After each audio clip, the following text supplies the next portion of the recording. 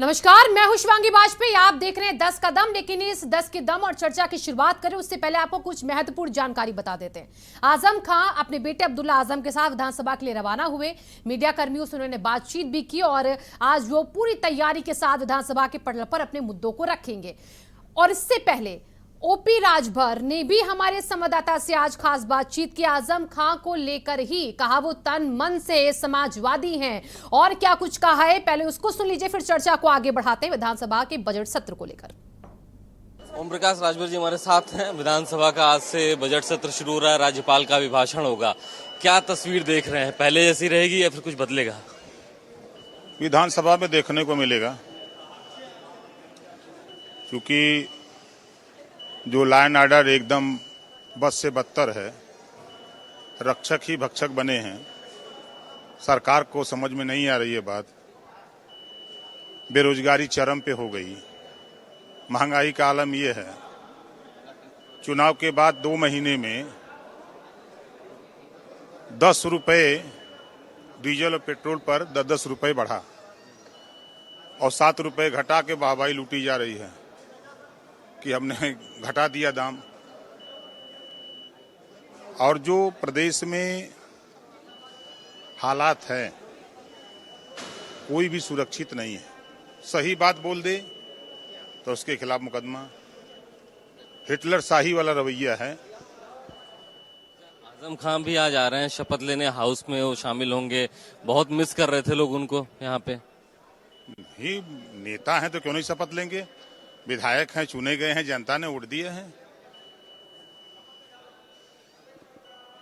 जनता ने वोट दिया है ना। टेक्निकली वो समाजवादी पार्टी में है, मन से क्या समाजवादी पार्टी में है या नहीं? आप बताइए, अंदर आपसे तो अच्छी बात होती है। देखिए, तन से मन से वो समाजवादी पार्टी के विधायक हैं, उसको कौन नकार सकता है? एक आखिरी सवाल ये बताइए, इस बार हाउस में 111 समाजवादी पार्टी के लोग, मजबूती है इस बार, बहुत इंटरेस्टिंग होगा। अखिलेश यादव विपक्ष के नेता हैं। 125 111 नहीं 125। तो ओम प्रकाश राजभर हैं, उनका कहना है कि विपक्ष बहुत मजबूत है। समाजवादी पार्टी और विपक्ष के सदस्यों की संख्या 125 है, इसलिए इस बार का जो असेंबली सेशन है बहुत इंटरेस्टिंग देखने को मिलेगा और विपक्ष मजबूती से अपनी बात रखेगा। कैमरा पर्सन गिरीश के साथ अभिषेक पांडे, भारत समाचार, लखनऊ।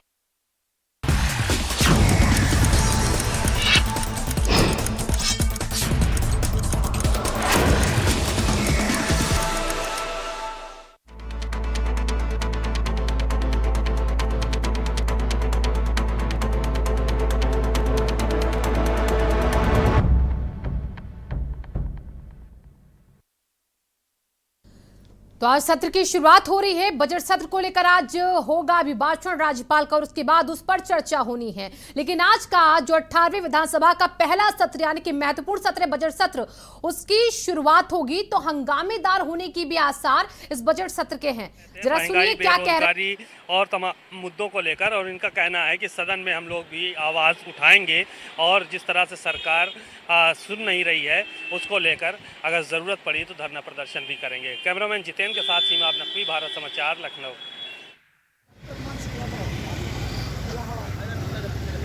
समाजवादी पार्टी के लोग पहले से ही देखिए तैयारी में आए हैं और जिस तरीके से गैस के दाम बढ़े हैं तो इंडियन गैस का देखिए पोस्टर उनके हाथों में है। पुरानी पेंशन बहाली को लेकर हाथों में ये पोस्टर लेकर पहुंच चुके हैं। बेरोजगारी के मुद्दे को लेकर पोस्टर प्रिंटेड लेकर पहुंच चुके हैं। तो विधानसभा के बाहर भी यहां पर समाजवादी पार्टी तैयार नजर आ रही है। हालांकि देखिए अभी सदन की कार्रवाई शुरू नहीं हुई है, लेकिन उससे पहले देखिए अखिलेश यादव का ट्वीट, कौन रोकेगा सड़क पर सांडों का संग्राम। माहौल कैसे उड़ाया है जरा सुनिए, क्योंकि आवारा पशुओं को लेकर समस्या एक बहुत बड़ा मुद्दा बन गई चुनाव में और उस मुद्दे पर लोगों को शांत करने के लिए प्रधानमंत्री नरेंद्र मोदी को अपनी बात रखनी पड़ी और उसका असर भी हुआ और बीजेपी जीती भी। लेकिन अभी फिलहाल जो तस्वीर आ रही है उसका किस तरीके से अखिलेश यादव कटाक्ष करते हैं वो आप ट्विटर पर उनके ट्वीट से समझ सकते हैं।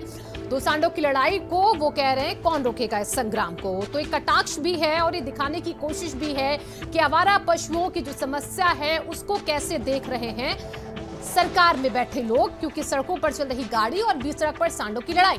तो कुछ ऐसे कटाक्ष अखिलेश यादव ने पहले से ही कर दिए। तो सीधा संदेश है कि इस बार की सदन की लड़ाई भी बहुत कड़ी होगी। जिस तरीके से सरकार तैयार है कि सत्र को शुरू करना है, एक चर्चा परिचर्चा को सार्थक बनाना है, तो वहीं एक तरफ समाजवादी पार्टी भी तैयार विपक्ष के तौर पर। और चर्चा को हम शुरू करते हैं। महंगाई, बेरोजगारी, शिक्षा, स्वास्थ्य, ऐसे मुद्दे आज सदन में आपको नजर आने वाले हैं विपक्षियों की तरफ से उठाते हुए। और इसी के साथ चर्चा को शुरू करें। हमारे एक करके जो खास मेहमान हैं, सबसे आपका मैं तारुफ करवा देती हूँ। अरुण प्रकाश जी, बीजेपी के नेता हमारे बीच में जुड़ चुके हैं। अरुण जी, आपका बहुत बहुत स्वागत है। चंचल यादव जी, प्रवक्ता समाजवादी पार्टी के, आपका भी बहुत बहुत स्वागत है। और आरएलडी से हमारे बीच में रोहित अग्रवाल जी जुड़ चुके हैं प्रवक्ता के तौर पर। रोहित जी, आपका भी बहुत बहुत स्वागत। और वरिष्ठ पत्रकार नावेद शिकोह जी भी हमारे बीच में जुड़ चुके हैं। नावेद जी, आपका भी बहुत बहुत स्वागत है आज की चर्चा में। तो सबसे पहले मैं नावेद जी सोच रही हूं आपसे शुरुआत कर लूं, क्योंकि आप बखूबी समझ रहे हैं, पक्षपात तो यहां होगा नहीं आपकी बातों में। जरा ये बताइए, आज का जो सत्र है वो आपको कैसा लग रहा है, कैसा होगा? क्योंकि अखिलेश यादव विपक्ष के तौर पर, विपक्षी नेता के तौर पर होंगे, संख्या बल ज्यादा होगी, सत्ता पक्ष भी तैयार दिख रही है। बहुत इंपॉर्टेंट है, इस बात में कोई शक नहीं है। और योगी सरकार के दूसरा कार्यकाल है और उसका पहला सत्र है। और सबसे महत्वपूर्ण बात यह है कि इस में विपक्ष एक भारी भरकम संख्या है। भारी भरकम मतलब पिछली बार जिस तरह समाजवादी पार्टी सबसे बड़ा दल, उसके विधायकों की संख्या थी, उससे कहीं ज्यादा है। तो यह हंगामेदार होगा, इस बात में कोई शक नहीं है। तमाम मुद्दे हैं विपक्ष के पास में, लेकिन भारतीय जनता पार्टी की रणनीति के आगे विपक्ष की नहीं चल पाती है, ये मानना पड़ेगा। आज जो विपक्ष और खासतौर से समाजवादी पार्टी सरकार को घेरने की रणनीति बनाए हैं, कहीं ना कहीं वो फुटेज खा जाएगी आजम खान की मौजूदगी। आजम खान एक ऐसा कैरेक्टर समाजवादी पार्टी में सामने आ गए हैं कि विपक्ष जो है वो सत्ता की आलोचना, उनकी कमियों को इंगित करेगी, उसको उससे बड़ी खबर बनेगी आजम खान का एक एक डायलॉग, उनकी डायलॉग डिलीवरी, उनके कहने का अंदाज। और वो एक सस्पेंस बनाए हुए हैं। वो अपने घर का ही एक, उनके घर में क्या चल रहा है, उनका रुख क्या है, वो स्थिति बहुत साफ नहीं कर रहे हैं। और वो कुछ नाराजगी भी दिखा रहे हैं। और एक कैरेक्टर वो एक ऐसा उभर के सामने आ रहा है आजम खान साहब का कि जो विपक्षी धार है वो कहीं ना कहीं सत्ता पक्ष के ऊपर जो एक हमलावर होने वाली है, वो कहीं ना कहीं उसमें आजम खान की उपस्थिति जो है उस धार को हल्का कर सकती है। मुझे लगता है भारतीय जनता पार्टी की कुछ रणनीति का एक हिस्सा हो सकता है ये। ठीक है। और देखिए, बहुत बड़ी बात कही आपने नावेद जी, क्योंकि आज बहुत कुछ जो है वो तस्वीरों में आजम खान की भी देखने को मिलेगा। वो क्या कहते हैं, क्योंकि अखिलेश से उनकी मुलाकात हुई नहीं है। सीएम योगी आदित्यनाथ से 27 महीनों बाद जो सदन में मुलाकात करेंगे, क्या रुख होगा, क्या रवैया होगा, बहुत कुछ डिपेंड करता है आज के सत्र में शुरू होने के दौरान। अरुण जी, अब मैं आपके पास आ रही हूँ। सीएम योगी ने सीधे कहा कि तैयारी पूरी करके आनी है, हर एक विधायक को, हर एक मंत्री को विपक्ष का जवाब देने के लिए। उनके सवालों का जवाब आप सही तरीके से दे, पेपर तैयारी पूरी हो। विपक्ष भी यही कह रहा है, अखिलेश यादव भी यही कह रहे हैं कि पूरी तैयारी कागजाती तौर पर भी होनी चाहिए। आपके सामने बड़ी चुनौती है, बेरोजगारी, महंगाई, एक बार फिर से आपके सामने आज होगी सदन में। इसको लेकर कैसे तैयार हैं आप? शिवांगी जी, सबसे पहले तो आपको और भारत समाचार चैनल को मैं बहुत ही बधाई देता हूं कि आज जब उत्तर प्रदेश की 18वीं विधानसभा पहली बार बैठने जा रही है, तो आपने एक अपनी महत्वपूर्ण जिम्मेदारी निभाई है कि विधायकों और विधायकों का कार्यकलाप सदन के अंदर कैसा होना चाहिए, उनकी जिम्मेदारी कैसे होनी चाहिए, जनता की आवाज़ किस ढंग से उन्हें उठानी चाहिए, ये सारी, और पक्ष और विपक्ष दोनों के कहता है किस तरीके से क्रियाकलाप हो, इसके लिए जो आपने कहता है एक डिबेट आज यहाँ आपने छेड़ा है, निश्चित रूप से आपको उसके लिए साधुवाद। सबसे पहले आज 11 बजे हमारी राज्यपाल आनंदीबेन पटेल जी सदन को संबोधित करेंगी। सबसे पहले तो हम आपके माध्यम से उत्तर प्रदेश के विपक्षी दलों से निवेदन करेंगे कि पिछले कुछ दिनों से जो राज्यपाल के अभिभाषण पे कागज़ के गोले फेंकना, वेल के अंदर जाना, कम से कम राज्यपाल के अभिभाषण को शांतिपूर्वक ढंग से उन्हें सुनना चाहिए। और उसके बाद निश्चित रूप से तमाम प्रश्न, अनुपूरक प्रश्न, और जैसा कि आज विपक्ष के नेता अखिलेश जी कह रहे हैं कि पहले तो आज पहला दिन है, पहली बैठक है, सबसे बड़ी जिम्मेदारी है कि जनता की समस्याओं का किस तरीके से सदन में चर्चा हो, महत्वपूर्ण विषय सदन में आए, उस पर विपक्ष प्रश्न अपने रखे और सत्ता पक्ष उतनी ही जिम्मेदारी से उसका जवाब दे। आपने देखा होगा कि योगी आदित्यनाथ जी ने अभी कुछ दिन पहले से लगातार विषयों को चुन रहे हैं। अपने मंत्रियों को, अपने विधायकों को उन्होंने निर्देशित किया है कि अपने चाल और चलन से हमें सदन में दिखाना है। उसकी उत्तर प्रदेश एक बड़ी विधानसभा है, उसकी गरिमा को भी बनाए रखना है और निश्चित रूप से हम ये कार्य करेंगे। और विपक्ष को हम आज भी आपके माध्यम से कहना चाहते हैं कि भारतीय जनता पार्टी सबका साथ, सबका विकास और सबके विश्वास के साथ काम करती है। तो ये जो हमारा संकल्प है वो हम चाहते हैं कि पूरे विपक्ष का तो विश्वास आपकी हमें तैयारी दे। कुल मिलाकर अरुण जी पूरी है, क्योंकि मजबूती कागजी तैयारी अखिलेश यादव भी करके आने के लिए कह चुके हैं। देखिए शिवांगी जी, अब तो कागज का कोई खेल ही नहीं रह गया। नहीं, उत्तर सारे प्रदेश की सबूत, विधानसभा सारे में। तथ्य मतलब जी, उनका तथ्य तो उनके लैपटॉप में होना चाहिए विधायकों को। अब ये नहीं कि वो कागज के गोले और कागज की तख्तियां लहराएं वेल के अंदर। तथ्य तो अब उनके कंप्यूटर और लैपटॉप में ये पहली बार हुआ है। और हमारे ख्याल से नावेद भाई यहाँ बैठे हैं, पहली होगा कि उत्तर प्रदेश की विधानसभा, अगर देश के विधानसभाओं की चर्चा की जाए तो उत्तर प्रदेश की विधानसभा पेपरलेस हुई है। इस बात के लिए आज तो एक धन्यवाद प्रस्ताव लाना चाहिए था अखिलेश जी को। ठीक है अरुण जी, मतलब कुल मिलाकर अब आप उस डर को हटा दीजिए कि गोले फेंके जाएंगे क्योंकि अब आपने टैबलेट लगवा नहीं, अभी आप देखिए सदन में क्या होता है। अभी तो आप देखिए शिवांगी जी, अभी तो अखिलेश जी बहुत तैयारी से पिछले कहता है काफी दिनों से वो सदन में थे नहीं। तो इस लोकसभा में थे, तो लोकसभा में तो अपनी जिम्मेदारी वो निभाते नहीं। चंचल जी के पास चल रही हूँ, चंचल जी के पास चलिए। चंचल जी, पॉकेट में छुपा के लाइएगा गोले, टैबलेट है आपके पास। तो अब सवाल आपसे है कि अखिलेश यादव ने सीधे कल देखिए एक बैठक करी जिसमें कहा कि अगर सत्ता पक्ष को अपनी ताकत का एहसास कराना है तो कागजी कार्रवाई मजबूत हो, संख्या बल का एहसास दिलाना होगा, अपना होमवर्क पूरा करके आना होगा। क्या तैयारी आप लोगों की है आज? देखिए शिवांगी जी, सबसे पहले तो मैं कहूँगा कि विपक्ष जो है मजबूत है और किसी भी लोकतंत्र में, किसी भी सरकार के लिए विपक्ष का मजबूत होना बहुत जरूरी है, क्योंकि समय समय पर सरकार को आईना दिखाना बहुत जरूरी। नहीं तो बहुत सारी सरकारी निरंकुश होती चली जाती हैं, जैसा कि आप बीजेपी की बात कर रहे हैं। माफी चाहती हूँ, मैं आपको थोड़ा सा रोकना चाहूंगी क्योंकि सदन शुरू होने वाला है। उससे पहले कुछ वॉक थ्रू हमारे संवाददाता ने भेजे हैं, वहां पर क्या भी हलचल विधानसभा के बाहर, पहले वो दर्शकों को दिखा देते हैं। समाजवादी पार्टी के तमाम विधायक सदन पहुंचना शुरू हो गए हैं और कुछ एमएलसी यहां पर आप तस्वीरों में देख सकते हैं कि हाथ में पुरानी पेंशन बहाली, डीजल पेट्रोल और रसोई गैस के दाम कम करने की मांग को लेकर यहां पर प्रदर्शन कर रहे हैं। और विधानसभा गेट नंबर 1 के पास ये प्रदर्शन जो है वो जारी है। अब यहां से सीधे ये लोग यहां से प्रदर्शन करने के बाद फिर सदन की कार्रवाई में शिरकत करने पहुंचेंगे। सर, क्या वजह रही कि यहाँ पे प्रदर्शन करने आना पड़ा? देखिए, जिस तरह से पूरे उत्तर प्रदेश में अपराध बढ़ता जा रहा है, महंगाई चरम पे है, गरीब, मजदूर, किसान, नौजवान, बुनकर, बेरोजगार, हर आदमी सरकार से परेशान हो गया। तो आज समाजवादी पार्टी के हम सारे विधायक सड़क से लेकर संघर्ष सदन तक करने का काम करेंगे। इसकी शुरुआत आज सड़क से हम लोगों ने यहाँ से की है। तो और क्या कुछ थोड़ा आगे हट जाओ, आप लोग रास्ता दीजिए प्लीज। सर रास्ता दे दीजिए सर।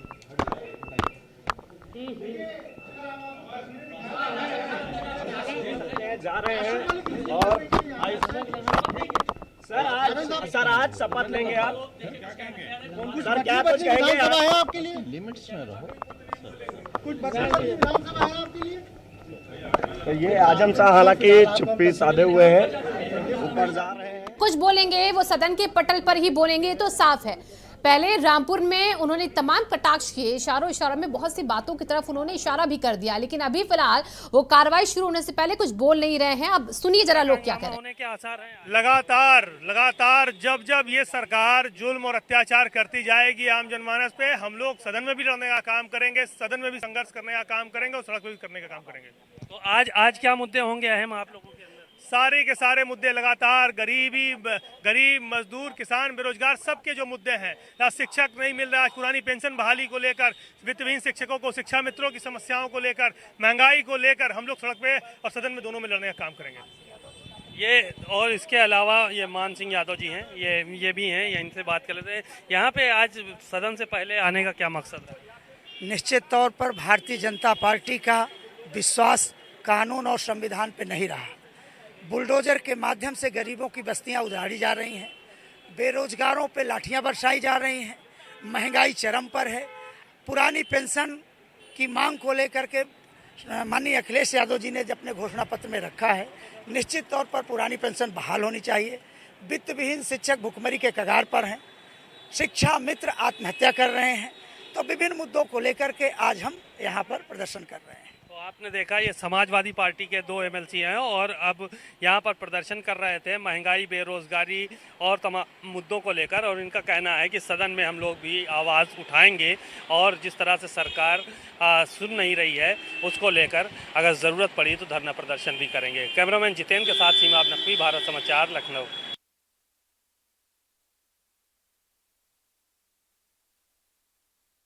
कुछ क्योंकि आपके एमएलसी सड़क पर हैं, लेकर खड़े हुए हैं। वो आप देखा होगा कट ऑफ सिलेंडर के वहां पर लेकर खड़े हैं। बेरोजगारी, महंगाई, तमाम चीजों का जिक्र वो कर रहे हैं।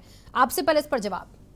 देखिए, महंगाई है, बेरोजगारी है, लॉ एंड ऑर्डर इतना बिगड़ा हुआ है कि अगर अभी देखिएगा, आप एनसीआरबी का डेटा आया था, अभी आप उसमें देखेंगे तो उत्तर प्रदेश जो है पूरे हिंदुस्तान में हत्या में, महिलाओं में उत्पीड़न में, कस्टोडियल डेथ में नंबर 1 है, और कई सारे ऐसी चीजें हैं जिसमें उत्तर प्रदेश नंबर 1 है। तो इनका जो है, अगर आप देखें, इतने बड़े बड़े कांड हुए हैं, जहां पे अभी देखिए बरेली में कांड हुआ है, ललितपुर में हुआ है, चंदौली में हुआ है, प्रयागराज में बहुत बड़ी बड़ी घटनाएं हुई हैं। आपके अभी लखनऊ में परसों जो है, जो गोमती नदी में और क्या नाम है, इंदिरा नहर में 2 नौजवानों की हत्या हुई। तो एक कह सकते हैं कि पूरे प्रदेश में जंगल राज है। हम लोग सरकार को, जो भी सत्र शुरू होने जा रहा है, हमारे जो विपक्ष पूरा एक साथ एकजुट होकर के सरकार को आईना दिखाने का काम करेगा। दूसरी बात, ये लोग केवल एक जैसे कि देखिए, अगर आप पूरे 2 महीने हो गए सरकार को लमसम, 2 महीनों के अंदर में इन्होंने कहा था कि हम 14 दिन के अंदर गन्ना भुगतान करेंगे। आज आप देखिए 18 जनवरी के बाद से किसानों का भुगतान नहीं हुआ है, जबकि ये शादी का सीजन चल रहा है। बहुत सारे ऐसे किसान हैं, बहुत सारे ऐसे परिवार हैं जो उन गन्ना के पैसों से अपने बच्चों का एडमिशन कराते हैं, अपने उन गन्ना के पैसों से अपने बच्चों को इलाहाबाद से लेकर के दिल्ली, लखनऊ पढ़ाई के लिए भेजते हैं। शादी विवाह का सीजन है, लेकिन सरकार इस पे एकदम कोई ध्यान ही नहीं दे रही है। कुल मिलाकर गन्ना किसानों को लेकर की समस्याएं जो है वो आज आप एक बार फिर से सदन के पटल पर रखेंगे, और कानून व्यवस्था एक बड़ा मुद्दा है, उसको भी आप रखने वाले हैं। रोहित जी, मैं आपके पास आ रही, क्योंकि आपके भी विधायक होंगे इस बार सदन में। आपकी तैयारी क्या? आप क्या कुछ अलग मुद्दों को लेकर आएंगे या समाजवादी पार्टी के साथ साथ चलेंगे? नहीं, देखिए शिवांगी जी, जिस तरीके से आज प्रदेश का जनमानस परेशान है, दुखी है, और भारतीय जनता पार्टी की खराब नीतियों के कारण वो अपने आप को असहज महसूस कर रहा है, तो विपक्ष का काम है सदन के अंदर जनता की जो समस्याएं हैं उससे सरकार को अवगत कराना। वो हम काम करेंगे। हम बात करेंगे कि गन्ना किसान के 14 दिन में भुगतान की जो बात हुई थी, उसके बाद आपने कहा कि साहब हम इसको 30 दिन के अंदर सुनिश्चित कराएंगे, वो भी आपने आज तक नहीं कराया। हम बात करेंगे कि जो गेहूं खरीद हुई है उसके अंदर जिस तरीके से धांधली हुई है, हमने देखा टेम्पो और रिक्शे के ऊपर आपने गेहूं ढुलाई दिखाई है, तो उसकी हम बात करेंगे। हम किसानों के मुद्दे पे बात करेंगे, हम महंगाई के मुद्दे पे बात करेंगे। आप देखिए, गैस के रेट आज भी 1040 के रेट पे गैस सिलेंडर मिल रहा है। मध्यम वर्ग क्या करे? मध्यम वर्ग कहां से लेके आए? बेरोजगारी के मुद्दे पे हम बात करेंगे। तो जो जन समस्याएं के मुद्दे हैं उनके ऊपर तो हम सरकार से बात करेंगे ना। भाई, सरकार तो कुछ कर नहीं रही है। सरकार से तो बात करने का मौका हमें सदन में ही मिलता है, क्योंकि सरकार आवाज सुनना नहीं चाहती विपक्ष की। अगर हम सड़कों पे आंदोलन करते हैं तब भी वो नहीं सुनना चाहते। वो अगर युवा आंदोलन कर रहे हैं तो आपने देखा किस तरीके से पुलिस वाले कहते हैं कि तुमको इसी मुकदमे में धर दूंगा मैं। मतलब फर्जी एफआईआर करने के लिए इनकी पुलिस पूरी तरीके से तत्पर है कि किस तरीके से पत्रकारों को कहा जा रहा है कि अगर तुम कवरेज करोगे तो हम तुमको फर्जी मुकदमा तुम्हारे ऊपर लिख देंगे, तुम्हारे ऊपर लाठी चलाएंगे। तो जिस तरीके से आप दम्भ की राजनीति कर रहे हो, ठीक है रोज जी, तो सदन के अंदर आपसे सवाल बयानों से तो आप बता रहे, लेकिन इसके कागजात भी आपके पास अब होने चाहिए। यानी कि आप कागजात भी नहीं कहेंगे, सब कुछ डिजिटल होगा, क्योंकि ये विधानसभा में तो आपके सामने जो टैबलेट लगी होगी उसमें सारे तथ्य आपको रखने होंगे। साक्षी जी, अच्छी बात है। डिजिटल का मतलब असल में समस्या ये भारतीय जनता पार्टी के लोगों को कुछ पता ही नहीं। डिजिटल का मतलब ये है कि जो विधानसभा से कागज दिए जाते थे वो सब अब डिजिटल हो गए हैं। जो विधानसभा से अगर कोई भी आप मुद्दा उठाना चाहते हो उसके लिए पहले से आपको सारे विधायकों को एक कॉपियां प्रोवाइड की जाती थी। वो डिजिटल माध्यम से एक वेबसाइट के माध्यम से या जो भी उनका इंटरनल एक इंफ्रास्ट्रक्चर होगा उसके माध्यम से वो डिजिटल हो गया। इसका मतलब ये नहीं है कि हम पेपर नहीं ले जा सकते हैं वहां सदन के अंदर, हम अपनी फाइल नहीं ले जा सकते, हम अपने कागज नहीं ले जा सकते। डिजिटलाइजेशन का मतलब ये होता है कि अब जो कागजी कार्रवाई वो करने की तो कुल मिलाकर आपके जितने भी आरोप है रोहित जी सारे कागजों पर हैं, क्योंकि आंकड़ा होगा सामने, तथ्यों की मजबूती के साथ, तभी उनकी सच्चाई में दम दिखेगा। चलिए ठीक है। जनता त्राहिमाम कर रही है, जनता की आवाज खुद बुलंद हो चुकी है पूरी तरीके से, तो अब उसको उठाना, उसको बल देना तो विपक्ष का ही काम है ना। हम अपनी भूमिका तो निभाएंगे, विपक्ष का काम क्या है? अपना अरुण जी के पास आ रही हूँ। ठीक है अरुण जी, देखिए यहाँ पर तैयारी पूरी है और देखिए ये भी अखिलेश यादव ने कहा कि सिर्फ एक सप्ताह का बजट सत्र ना हो, कम से कम 35 दिनों का। उन्होंने इस बात का भी जिक्र किया कल की अपनी बैठक में, कहा इससे जनहित से जुड़े मुद्दों को हम सही वक्त पर और अच्छे से उठा ही नहीं सकते। ये भी सवाल उन्होंने खड़ा कर दिया, यानी कि अभी कार्रवाई शुरू ही हुई लेकिन सवाल उनका खड़ा होने लग गया है। और सवाल आपने सुना, बेरोजगारी, क्राइम, किसान, गेहूं, गन्ना, ये सारे होंगे। अब आप एक बार फिर से शिवांगी जी, देखिए विधानसभा चलाने के, सदन को चलाने की जितनी जिम्मेदारी, महत्वपूर्ण जिम्मेदारी सत्ता पक्ष की होती है, उतनी ही महत्वपूर्ण जिम्मेदारी मैं समझता हूं आपके माध्यम से कि विपक्ष का भी होता है। विपक्ष भी एक रचनात्मक दिशा में जनता के द्वारा चुन के आई है विपक्ष, हम उनका स्वागत करते हैं। इसका भरपूर प्रयोग करना चाहिए जन समस्याओं की आवाज़ को उठाने के लिए। अभी आपने कहा कि अखिलेश जी ने कहा कि बजट सत्र 35 दिन चलना चाहिए। निश्चित रूप से आपको याद होगा कि अब ऐसी कोई दल नहीं है या उत्तर प्रदेश या देश के अंदर कोई नेता ऐसे बचे नहीं हैं जिनकी पार्टियां करीब करीब, अगर नावेद जी मैं समझ रहा हूं, सत्ता में ना रह कि शपथ ले रहे हैं। इस वक्त तस्वीरें सीधी हम आपको दिखा रहे हैं क्योंकि 11 बजे से कार्यवाही शुरू होनी है, लेकिन उससे पहले क्योंकि आजम खां जेल में थे इसलिए वो शपथ लेने आ नहीं पाए, अब्दुल्ला आजम भी नहीं आ पाए। और अब दोनों ही, यानी कि अब्दुल्ला आजम और आजम खां इस वक्त देखिए शपथ ले रहे हैं, यानी कि विधायक के तौर पर वो जब चुने गए तो उसके बाद जो शपथ ग्रहण का पूरा कार्यक्रम होता है उसमें शिरकत ना करने की वजह से आज उनको ये शपथ दिलाई जा रही है। ये तस्वीरें हम आपके सामने रख रहे हैं और थोड़ी देर में देखिए वो तस्वीरें भी होंगी जब सदन में मौजूद होंगे अब्दुल्ला आजम और आजम खां। काफी अरसे बाद दोनों चेहरे आपको नजर आएंगे और इस बार सांसदी से इस्तीफा दे अब विधानसभा पहुंचे एक बार फिर से आजम खां। क्या कुछ उनका आज रहता है मोटो, क्या बोलते हैं, इस पर भी सबकी नजर रहेगी। अनुज जी, मैं आपके पास से मैं चाहती हूँ अपने जवाब को पूरा कीजिए। देखिए, आपने कहा कि आप इन बेरोजगारी की चर्चा आपने की, अन्य मुद्दों की भी सुना हमने, बढ़ती महंगाई को, गैस के दाम। देखिए, आप तो स्वागत करना चाहिए था विपक्ष को। और सबसे बड़ी बात मैं कहूं कि अखिलेश यादव जी को स्वयं अपने गिरेबान में झांकना चाहिए, अपनी जिम्मेदारी का एहसास करना चाहिए। अब वो उत्तर प्रदेश के विधानसभा के अंदर वो विपक्ष के नेता हैं, उनको ऐसे कोई बयानात नहीं जारी करना चाहिए कि जब वो स्वयं उत्तर प्रदेश के मुख्यमंत्री रहे, कितने दिन उन्होंने बजट सत्र चलाया है, इसको स्वयं उन्हें सोचना चाहिए, तब एक निश्चित रूप से ऐसे बयान आने चाहिए। लेकिन मैं स्वागत करता हूं उनका, हम सदन को आगे कार्यकाल में चलाने की पूरी जिम्मेदारी के साथ कोशिश करेंगे। पिछले 2 महीने से ही नहीं, पिछले चुनाव के दौरान ही आपने देखा कि जो 2022 का विधानसभा चुनाव था, पूरे बहुत ही जोरदारी से विपक्ष ने कानून व्यवस्था का मुद्दा उठाया, विपक्ष ने बेरोजगारी का मुद्दा उठाया और निश्चित रूप से जनता ने उसका जवाब दिया है कि विपक्ष के जो मुद्दे हैं वो हास्यास्पद हैं। और महंगाई की बात आपने जो की, आज तो पूरे विपक्ष को, खास करके अखिलेश जी को इस बात का स्वागत करना चाहिए कि कल ही परसों हमारी वित्त मंत्री सीतारमण जी ने और प्रधानमंत्री जी के निर्देश पे डीजल और पेट्रोल का दाम कम किया है। निश्चित रूप से प्रधानमंत्री जी सबका साथ सोचते हैं, सबके बारे में सोचते हैं। रसोई गैस की भी बात है, वो भी कम हो जाएगा। ये मैं जिम्मेदारी जनता को छलना, इसी को कहते हैं अपनी जनता को छलना। यही सच्चाई है, यही चाल चरित्र चेहरा है भारतीय जनता पार्टी का। नहीं, निश्चित रूप से आपको जो छलावा लगता है, अपनी पीठ आपको जो छलावा लगता है, 10 रुपए बढ़ाओ। देखिए, ये छलावा का काम तो मैं समझता हूँ कि आपकी पार्टी के नेता ओम प्रकाश राजभर जी सदैव करते रहते हैं। इसी को शायद व्यापार कहते हैं, जो छलावे की राजनीति, छल की राजनीति, कपट की राजनीति, देश की राजनीति, गुजरात मॉडल ये जनता को किस तरीके से ओम प्रकाश राजभर जी के हिस्से में, पहले 10 रुपए ओम प्रकाश राजभर जी के हिस्से में जब मैं देखता हूँ, मैं तो कहता हूँ कि आप अपने पार्टी का नाम बदल लीजिए। अरे वो जनता, आप अपने पार्टी का नाम बदल लीजिए। सुहेल देव राजभर पार्टी मत रखिए। अब आप राजस्व में कहाँ चलेगा ये बताओ।